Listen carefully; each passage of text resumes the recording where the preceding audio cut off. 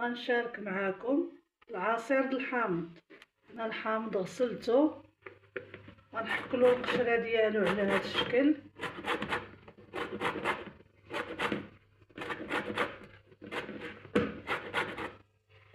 انا حكيته كله وغنعصرو ونرجع معاكم. عصرت الحامض والقشور، حكيت غير القشره هذيك الصفراء، خويت عليه العصير. وانا غندير سنيده.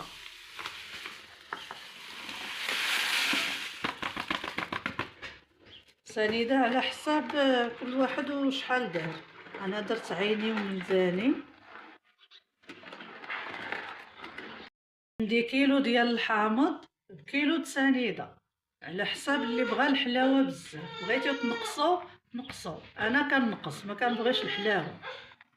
خصو يبات اللي ديري سنيده وانتي كل مره تحركي 24 ساعه. خليه.